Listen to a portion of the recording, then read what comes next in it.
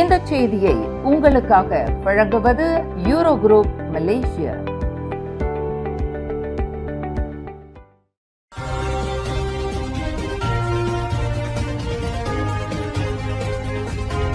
வணக்கம். திசைகளின் 5 மணி செய்திகள். ஆட்டம் காணும் ஆட்சி, பிடியை இருக்கப் போகும் ஜஹீத், நெகிரியில் பரபரப்பு.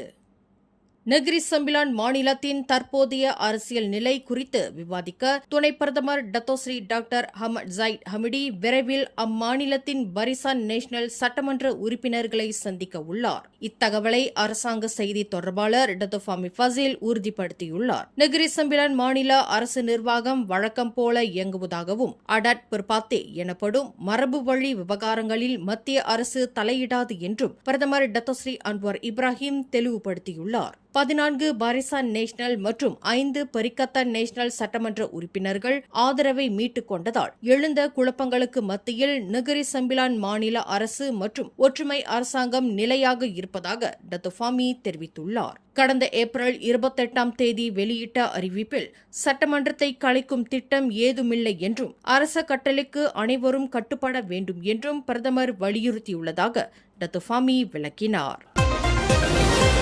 ஆலய விவகாரம், தரவுகள் சுல்தானின் வழிகாட்டலே, தனிப்பட்ட விமர்சனங்கள் தேவையற்றவை.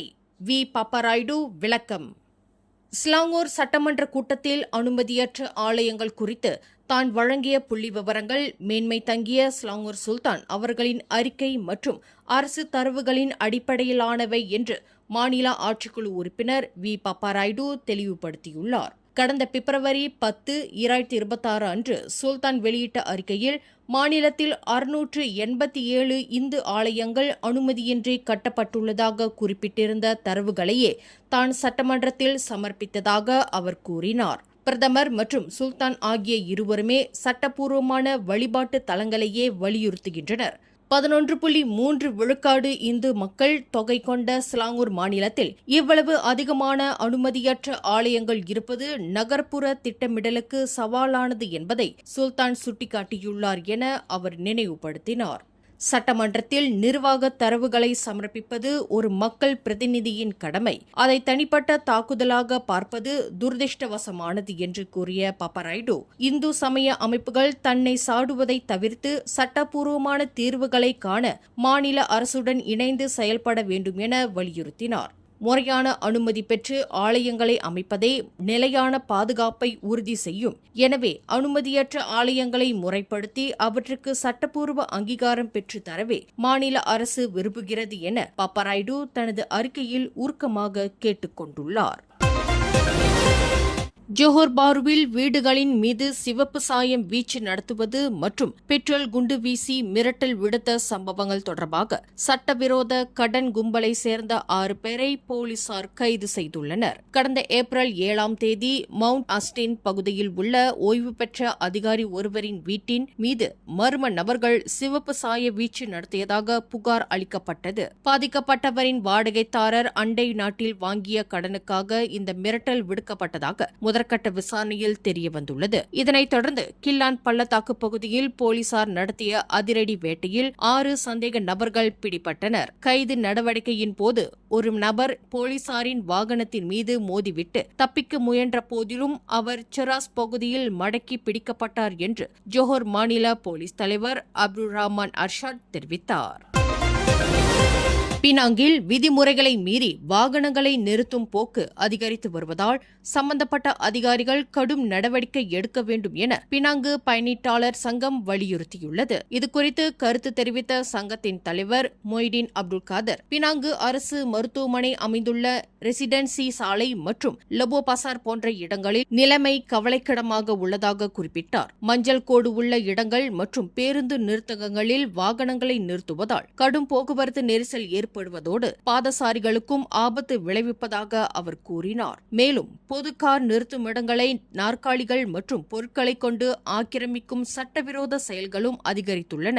எனவே பொதுமக்களின் பாதுகாப்பை கருதி மாநகர் மன்றம் மற்றும் போலீஸ் துறை இணைந்து தொடர் கண்காணிப்பில் ஈடுபட வேண்டும் என மொய்டீன் அப்துல் காதர் கேட்டுக் கொண்டார்.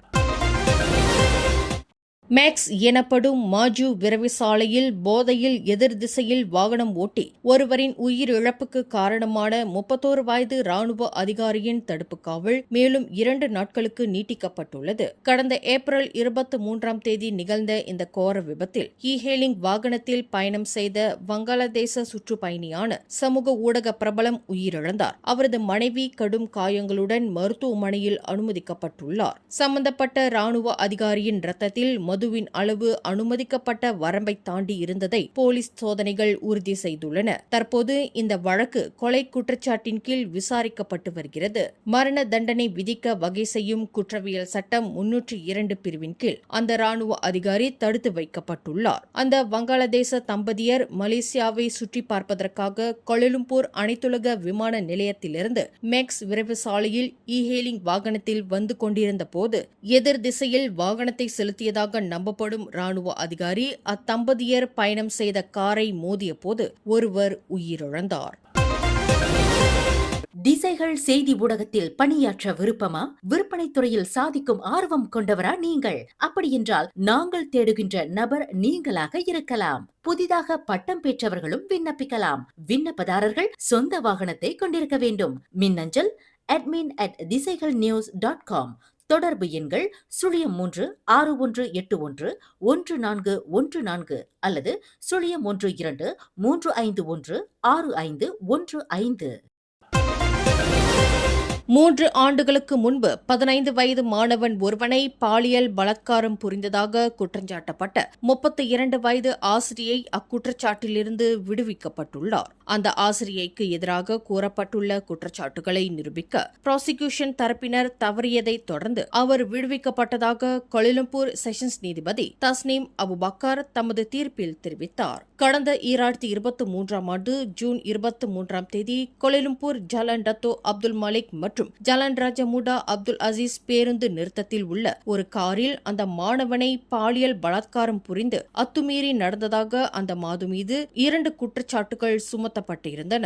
2017ஆம் ஆண்டு குழந்தைகளுக்கான பாலியல் குற்ற சட்டத்தின் கீழ் தொடரப்பட்ட இந்த வழக்கில் அரசு தரப்பு போதுமான முகாந்திரங்கள் நிரூபிக்கப்படாததால் அந்த ஆசிரியை குற்றச்சாட்டுகளிலிருந்து விடுவிப்பதாக நீதிபதி தஸ்னீம் தமது தீர்ப்பில் தெரிவித்தார்.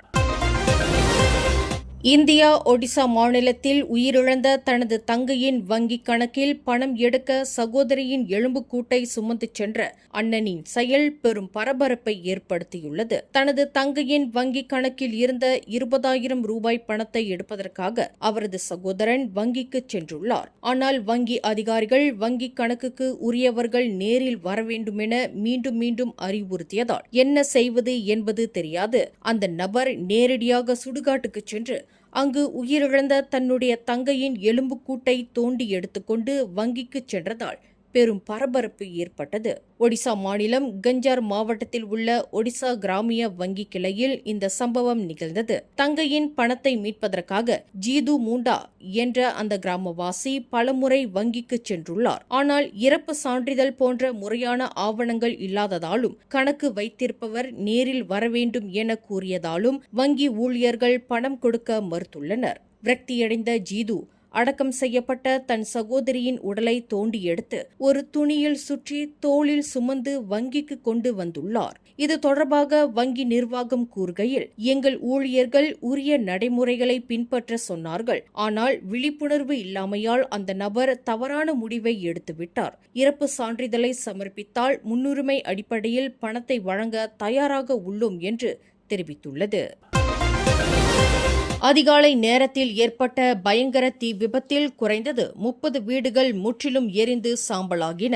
இந்த துயர சம்பவம் சண்டகான் கம்போங் கரமுந்திங் ஜலான் பொக்காரா பகுதியில் இன்று நிகழ்ந்தது. அதிகாலை 3:34 மணியளவில் தீயணைப்பு துறைக்கு தகவல் கிடைத்ததை தொடர்ந்து 21 பணியாளர்கள் அடங்கிய குழுவினர் 1.4 ஹெக்டேர் பரப்பளவில் பரவிய தீயை கட்டுப்படுத்தும் பணியில் ஈடுபட்டனர். அடர்த்தியான மக்கள் தொகை கொண்ட இப்பகுதியில் தீயணைப்பு வீரர்களின் துரித நடவடிக்கை சுமார் 100 வீடுகள் தீக்கிரையாவதிலிருந்து காப்பாற்றப்பட்டன. இந்த விபத்தில் எவருக்கும் காயம் அல்லது உயிரிழப்பு ஏற்படவில்லை என்று சண்டகான் தீயணைப்பு நிலைய தலைவர் ஜிம்மி லகோங் உறுதிப்படுத்தினார். காலை 7 மணியளவில் மீட்பு பணிகள் நிறைவடைந்த நிலையில் தீ விபத்துக்கான காரணம் மற்றும் சேத மதிப்பு குறித்து விசாரணை நடைபெற்று வருகிறது.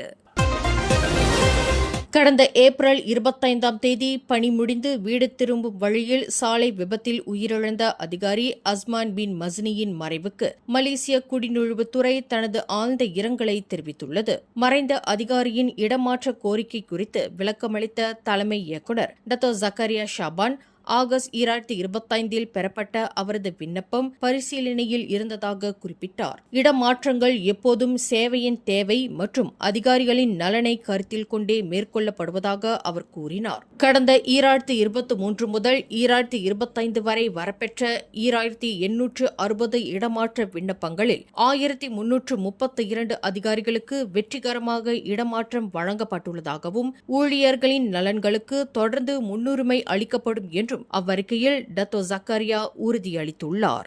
மேலும் செய்திகளை தெரிந்து கொள்ள கீழே இருக்கும் பெல் பட்டனை அழுத்துங்கள். உங்கள் மகிழ்ச்சியை வெளிப்படுத்த லைக் மற்றும் ஷேர் செய்யுங்கள். தொடர்ந்து திசைகளோடு இணைந்திருக்க சப்ஸ்கிரைப் செய்யுங்கள்.